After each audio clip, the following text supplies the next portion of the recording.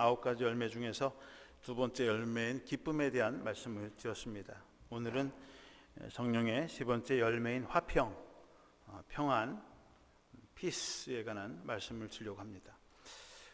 몇 년 전에 기독교 작가인 마이크 메이슨이라는 분이 내 영혼의 샴페인이라는 책을 썼습니다. 이 책에서 마이크 메이슨은 자신을 이렇게 소개하고 있습니다. 나는 거의 평생을 불안한 경계선 우울증 상태로 살아온 신경 과민의 사람이다.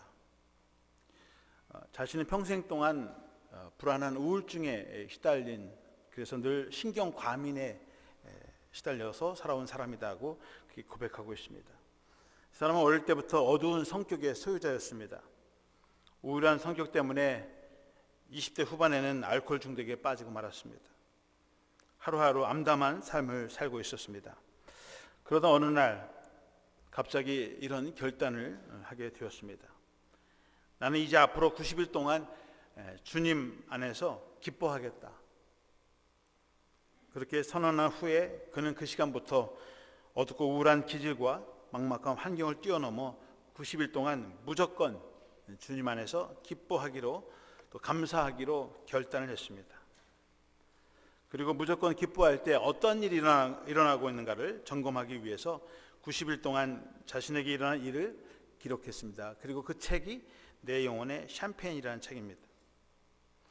흥미로운 일은 그가 그렇게 90일 동안 작정을 하고 억지로 기뻐하면서 결심하고 또 실험해 보니까 실제로 기쁨이 몰려오더라는 것입니다.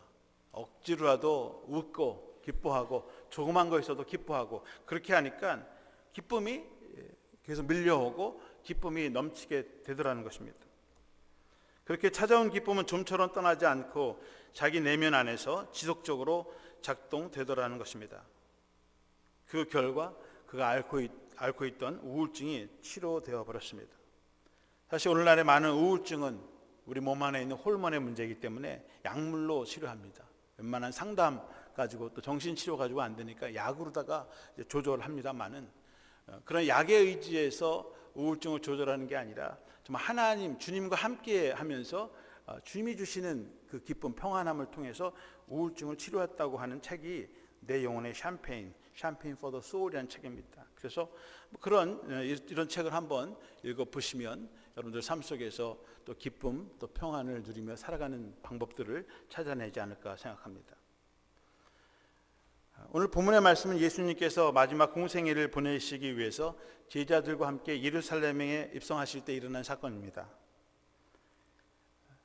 우리가 오늘 본문의 말씀은 밤선데이 종려주일 때 많이 읽고 또 나누는 말씀입니다. 그런데 저는 오늘 그 본문의 약간 뒤쪽에 있는 말씀을 가지고 또 평화에 관한 주제를 가지고 말씀을 나누려고 합니다.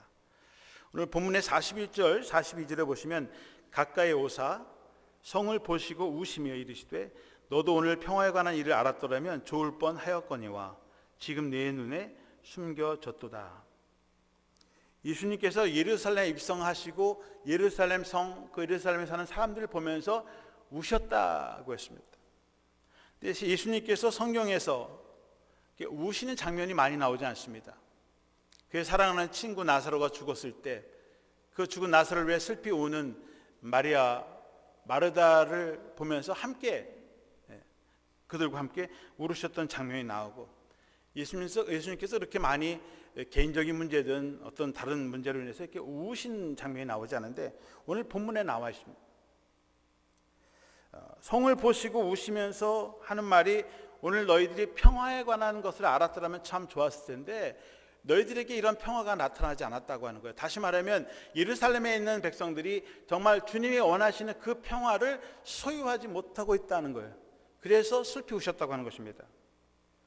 43절, 44절 말씀해 보시면 날이 이를지라 네 원수들이 토둔을 쌓고 너를 둘러 사면으로 가두고 또 너와 및 그 가운데 있는 네 자식들을 땅에 메어치며 돌 하나도 돌 위에 남기지 아니하리니 이는 내가 보살핌을 받는 날을 알지 못함을 이남이니라 하니라.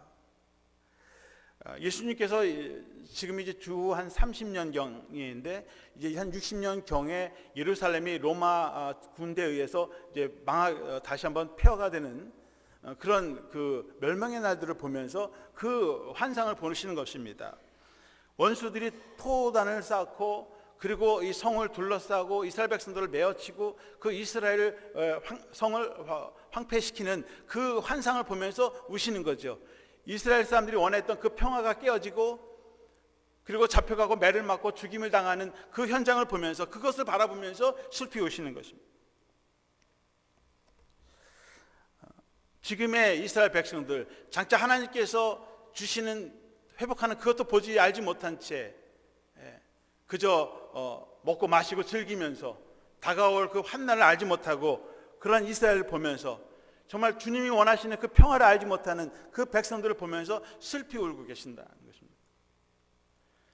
저는 이 말씀을 읽으면서 주님께서 만약 우리 교회에 찾아오시면 과연 어떤 표정을 지으실까? 우리들을 보면서 정말 기뻐하며 춤을 추며 박수를 칠 것인가? 아니면 우리를 보면서 슬퍼하시고 계실까? 주님께서 우리 가정을 방문하신다면 우리 가정의 모습들을 보면서 어떤 표정을 지으실까?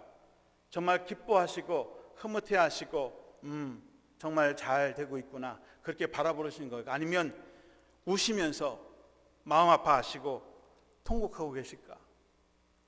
과연 주님은 우리 자신과 우리들의 삶의 모습들을 보면서 우리의 환경을 보면서 어떤 표정을 지으실까 하는 것이 참 궁금합니다. 여러분, 주님이 원하시는 그 평안을 통해서 주님이 우리를 통해서 밝게 웃으시고 기쁘시고 춤추시는 주님을 바라보시기를 축원합니다.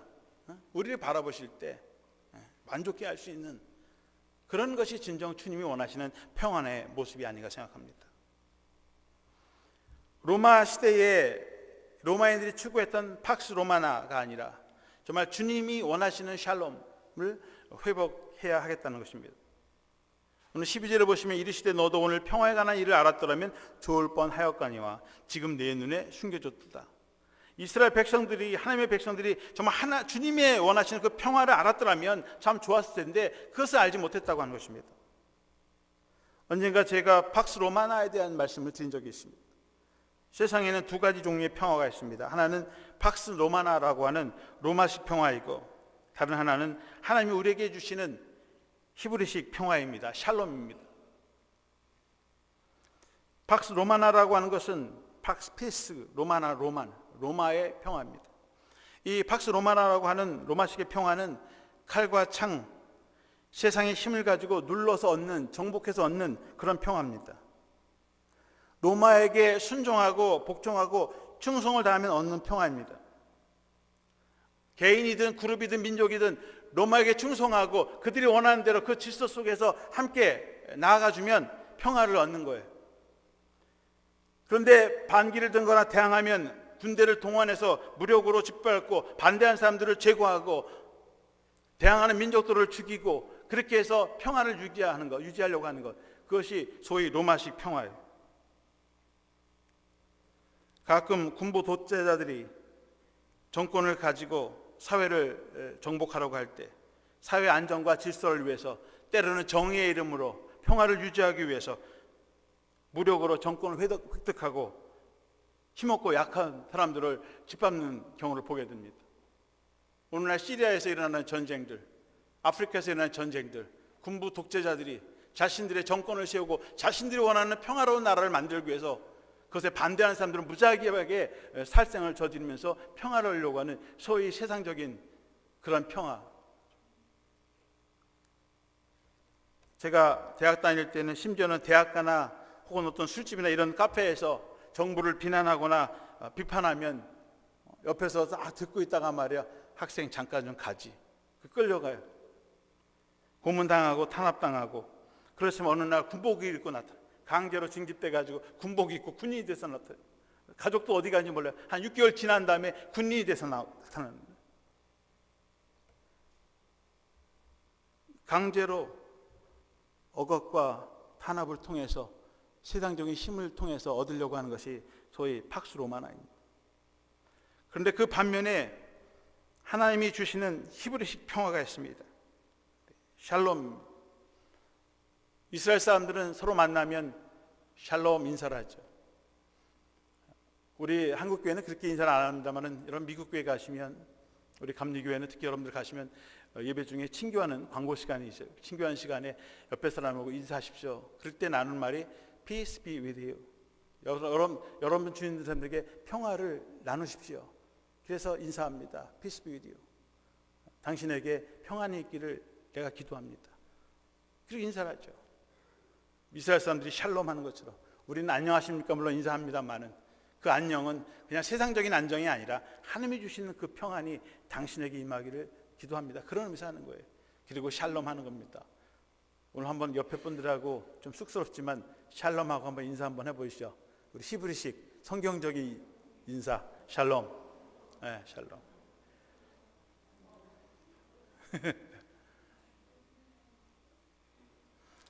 샬롬은 상대방을 힘을 가지고 누르고 억압하고 칼과 창으로 위협하고 죽이면서 얻는 그런 평화가 아니라 정말 내 안에 그리스도의 사랑, 다른 사람을 축복하는 그런 마음으로 하나님의 임재 가운데서 하나님과의 바른 관계 속에서 그 하나님과의 관계가 회복이 되고 이웃과의 관계가 회복되는 그런 마음에서 나누는 그런 의미를 가지고 있는 말이 샬롬입니다. 예수님께서 예루살렘을 보시고 탄식하며 울고 계시는 것은 예루살렘의 백성들이 정말 하나님과 관계를 통해서 정말 주님이 원하시는 그 평안을 얻으려고 하는 것이 아니라 세상적인 힘과 능력을 통해서 평화를 얻으려고 하는, 그리고 서로 다투고 경쟁하는 그런 모습들을 보면서 탄식하고 계신 것입니다. 예수님과 제자들이 예루살렘 입성할 때에 그 도중에 야고보와 요한의 어머니가 예수님께 청착을 드립니다. 마태복음 20장 21절과 22절을 보시면 그때 세베대 아들의 어머니가 그 아들들을 데리고 예수께 와서 절하며 무엇을 구하니 예수께서 이르시되 무엇을 원하느냐 이르되 나의 이 두 아들을 주의 나라에서 하나는 주의 우편에 하나는 주의 좌편에 앉게 명하소서.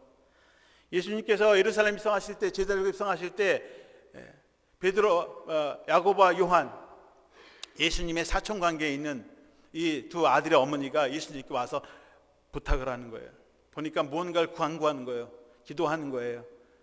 들어보니까 주님께서 이 나라를 회복하시면 그때 우리 두 아들을 하나는 좌의정, 하나는 우의정이 좀 되게 해주십시오. 이 나라의 실권자가 되게 해주십시오.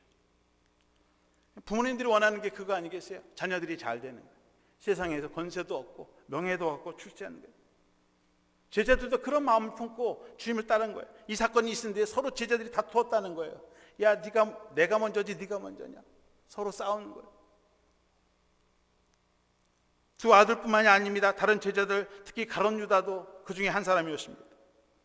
학자들에 의하면 가룟 유다는 당시에 이스라엘 독립과 해방을 꿈꾸는 열심당원이었습니다. 나사렛에서 온 이 예언자, 이 메시아라고 하는 사람, 이분과 함께 로마 이 제국을 무너뜨리고 하나님이 원하시는 이스라엘, 새 이스라엘을 회복하자, 그 꿈과 비전을 가지고 죽으라고 따라다녔습니다. 자기 민족이 힘이 없지만 그래도 연약한 사람들을, 가난한 사람들, 이생 억압하는 사람들이 다시 일어나서 로마의 침략에 무너진 것을 다시 회복하고 우리도 그 무력을 가지고 이스라엘의 해방을 일으키자고 하는 것입니다. 로마의 팍스 로마나에 대항해서 팍스 로마나의 방법을 가지고 이스라엘의 평화를 얻기 위해 목숨을 바치기로 결심하고 따라다닌 것입니다. 그래서 베드로도 늘 옆에 칼을 차고 다녔고 가룟 유다도 늘 무장한 상태로 예수님을 따라다니고, 마지막에 예수님께서 붙잡았을 때도 베드로는 경호실장이잖아요. 칼을 빼서 상대방의 귀를 친 것입니다. 자신이 가지고 있는 힘과 세력을 가지고 그 능력을 가지고 팍스 로마나를 세우겠다고 하는 것입니다. 제자들이 예수님을 따라다니는데 보니까 이제 마지막 예루살렘 입성에 하는 것도 보면 예수님이 늘 나약한 말씀만 하세요. 자, 이제 우리 나가서 싸워서 우리 이 나라를 정복하자가 아니라, 얘들아 3일이면 내가 이제 곧 죽을 것이다. 나는 저 세상으로 갈 거야. 근데 3일 만에 다시 부활은 할 거야. 이상한 소리만 하시고 로마와 대항할 기미는 전혀 보이지 않습니다. 원수를 사랑하라, 원수를 용서하라는 쓸데없는 소리만 하십니다. 이 로마, 우리를 억압하고 핍박하는 이 로마 사람들 다 죽여야 되는데 사랑하라는 거예요. 용서하라는 겁니다. 이건 아닌데 쓸데없는 소리, 불필요한 소리만 하시고 무기력한 모습만 보여주시는 것입니다. 결국 마지막 순간에 가룟 유다는 자신의 내면에 일어나는 갈등을 이기지 못하고 예수님을 은 30냥에 팔아버리자는 결정을 하게 됩니다. 단순히 돈 30냥 때문에가 아니라 자신이 꿈꾸는 이 나라의 박스 로마 나라를 세우는 그 꿈, 새로운 이스라엘을 세우려고 하는 그 꿈이 하루아침에 무너진 것을 보고 난 이 길은 더 이상 갈 수 없다.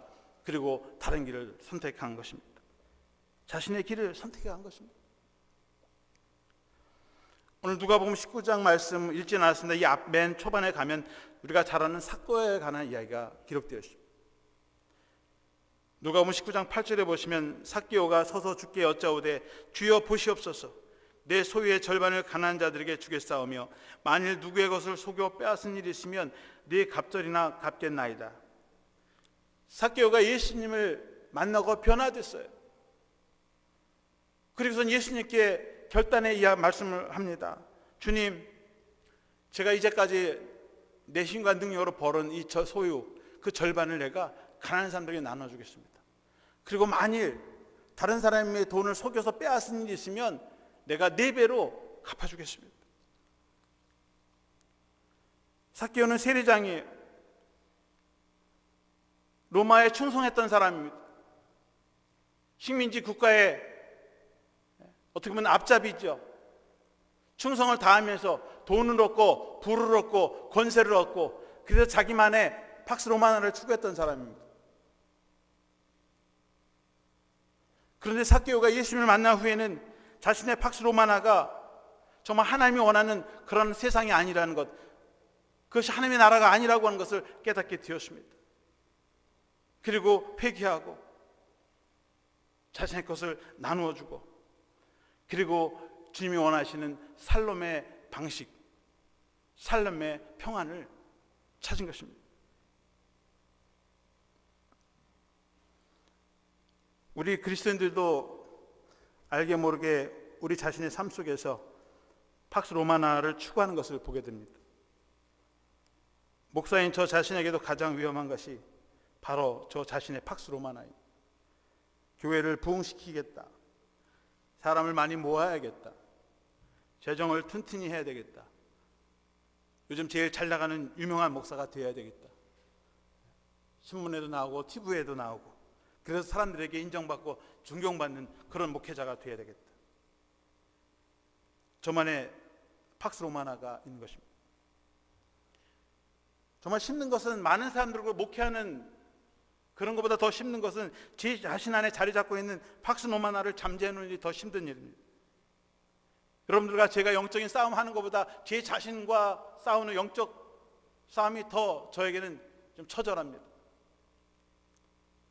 그래서 저는 기도할 때 아주 소박하고 기초적인 기도를 해요. 하나님, 오늘 만나는 사람들하고 대화할 때 쓸데없는 말 혹은 권위주의 같은 것으로 다른 사람에게 상처 주는 말 하지 않게 해주세요. 그러면서 또다시 권위주의나 제 자신의 어떤 욕심을 가지고 사람들에게 상처를 주는 말을 또 하죠.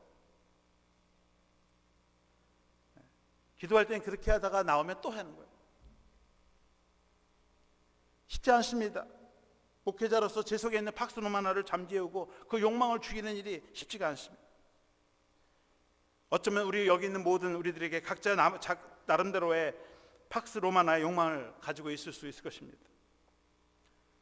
특히 자녀를 키우는 부모님들은 자녀들에게 팍스 로마나가 발동되지 않도록 조심해야 합니다. 왜 아이들에게 그렇게 집착하는 걸까요?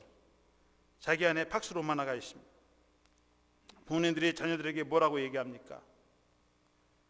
의사가 되어라. 그리고 많은 생명을 살려라. 그런 것이 아니라 의사가 되어라. 돈 많이 벌어라. 마음 놓고 쓰고 마음 놓고 즐기며 살아라. 좋은 직장에 취직해라. 그리고 성공해라. 그래서 세상에 이름을 내라. 더 큰 팍스 로마나를 취하라고 우리가 자녀들에게 그렇게 몰고 가는 거 아닙니까?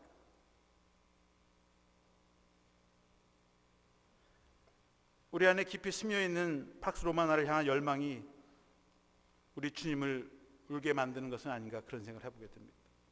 겉으로는 샬롬이라는 이름으로 겉포장을 하고 내면에는 팍스 로마나로 가득 차 있는 우리의 모습을 보면서 우리 주님께서 눈물을 흘리고 계신 것은 아닌가, 그런 생각을 해보게 됩니다.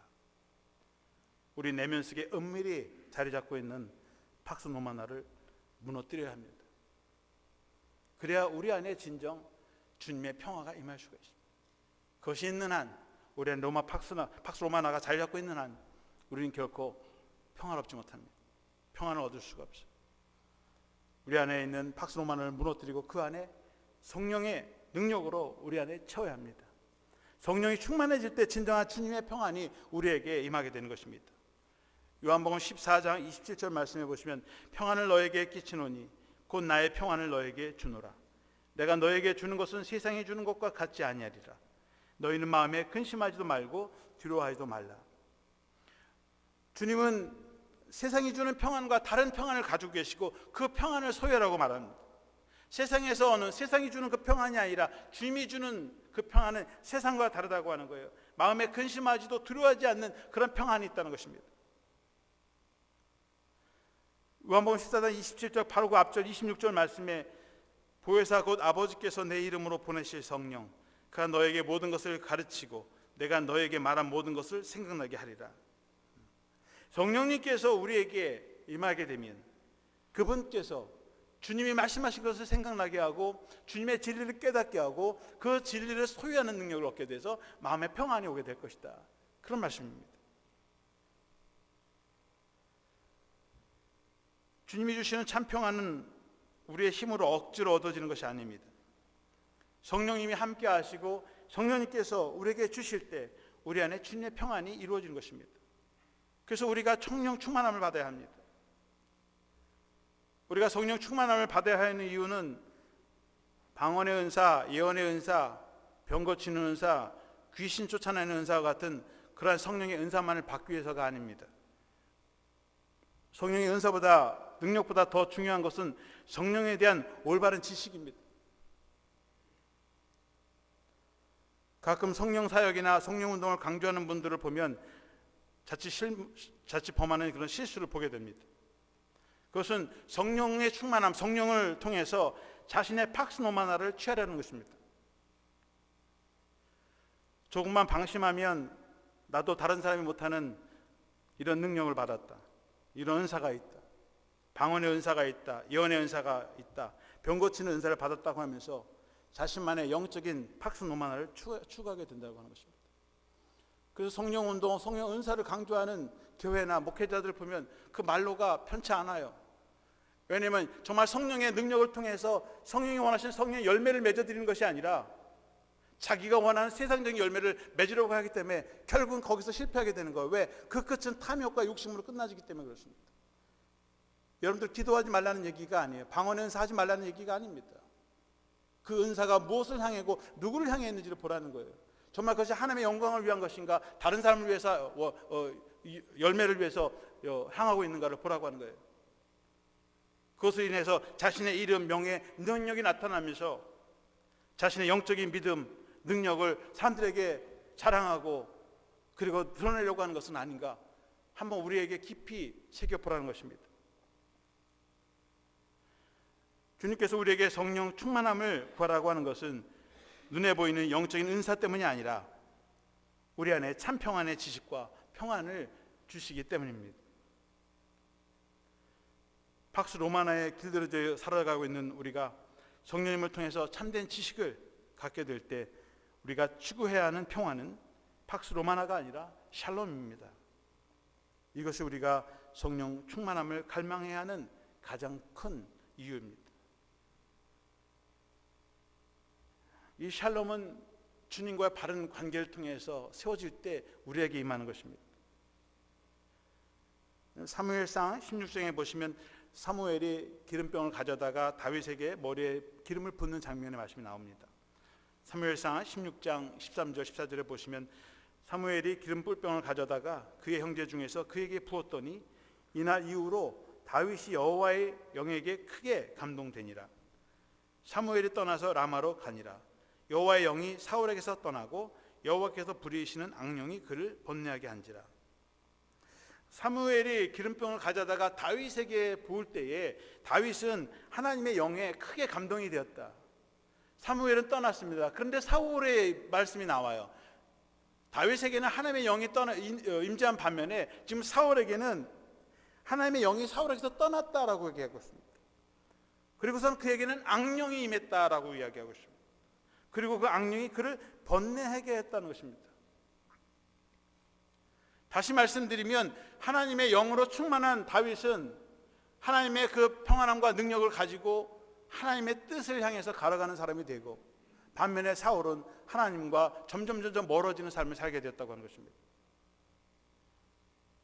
이미 사울은 하나님의 말씀을 몇 번씩이나 거역했어요. 그래서 하나님께서 사울을 버리시기로 작정을 했습니다. 그리고 하나님의 영이 그를 떠났어요. 그 빈자리에는 악한 영이 들어가서 사울을 지배하는 거예요. 그의 마음 생각을 번뇌케 하고, 그리고 다윗을 미워하고 증오하고 죽이려고 하는 그 복수심에 차고 넘치는 것입니다. 지난주 시편 57편에서 다윗은 어떤 고난의 상황에서도 이길 수 있는 마음의 기쁨, 평안을 소유하게 되었습니다. 다윗은 어두운 캄캄한 동굴 속에서 내 영혼이 억울하다, 분하다, 그런 마음의 분노, 쓴물이 나올 때에도 다윗은 하나님의 성령님의 능력을 통해서 내 마음이 확정되었다라고 찬양할 수 있습니다.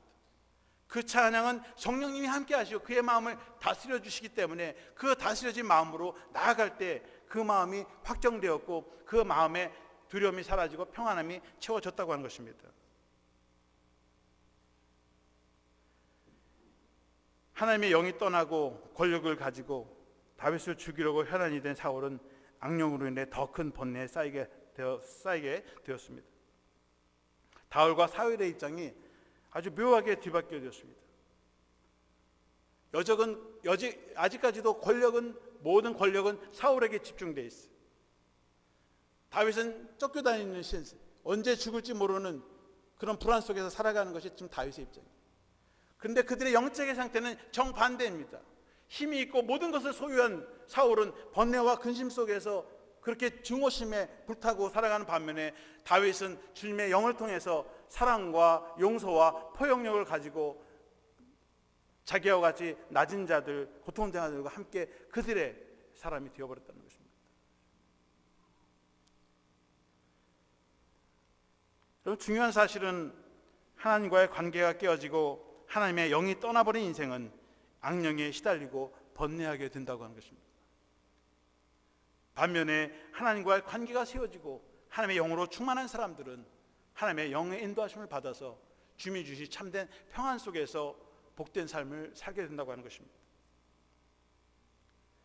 이런 마음의 번뇌가 일어날 때 밝은 음악, 좋은 음악을 듣는다고 해서 잠깐은 위로가 될지 모르지만 근본적인 문제가 해결되지 않습니다. 밖에 나가 산책을 하고 운동한다고 해서 물론 잠시 동안에 마음의 평안을 얻을 수 있지만 결코 영원한 지속적인 평안을 누리지 못한다고 하는 것입니다. 악령이 사울을 번뇌게 한 것과 다르게 다윗에게는 하나님의 영이 임하였다고 했습니다. 사무엘상 16장 13절 말씀 다시 한 귀절을 인용해 보면 다윗이 여호와의 영에게 크게 감동되느니라고 했습니다. 이 귀절을 영어 성경, 제가 가지고 있는 NIV 성경에는 이렇게 번역되어 있습니다. The Spirit of the Lord came upon David in power. 주님의 영이 데이빗에게 능력으로 임했다. 근데 in power라는 말을 썼어요. 우리는 크게 감동되었다라고 번역이 됐는데 영어에는 in power. 주님의 영이 데이빗에게 강력하게 임했다. 강력한 힘으로, 능력으로 임했다. 그런 말씀이죠. 그러니까 성령님이라고 하는 것은 우리에게 힘을, 세상을 이길 수 있는 그 힘을 주는 거죠. 이 히라보로는 파워라는 것이 두나미스예요. 다이나마이트의 원어가 되는 두나미스입니다. 폭발력이 있는 그런 힘이죠. 그 힘이 우리 안에 들어올 때 그 능력을 통해서, 그 평안의 능력을 통해서, 주님의 능력을 통해서 이 어두운 세상을 이길 수 있다고 하는 것입니다. 다윗 안에서 역사하시는 성령께서 삶의 어두운 먹구름에 함몰되지 않도록 능력을 부어주시고 찾아와 주셨기 때문에 다윗이 어떠한 상황에서도 흔들리지 않고 견고한 믿음의 삶을 살 수 있었습니다. 우리의 타고난 기질이 어둡고 우울해도 괜찮습니다. 뭐 타고났는데 어떻게 할 거예요? DNA가 그렇게 생겼는데 어떻게 할 거예요? 그러나 우리의 기질과 환경과 상관없이 성령님을 초청하고 성령님께서 우리 안에 능력으로 임하게 되면 그 능력을 통해서 다윗처럼 환경을 뛰어넘는 마음의 평안을 소유하게 된다고 하는 것입니다. 세상 힘 의지하지 마시고 하나님 우리에게 주시는 그 평안함을 통해서 평안을 소유하시기를 바랍니다. 성령님의 충만함, 하나님과 올바른 영적인 관계를 통해서 하나님으로부터 오는 평안을 소유하시고 상황을 이기시고 상황을 뛰어넘는 저와 여러분들이 되시기를 주님의 이름으로 축원합니다. 기도하겠습니다.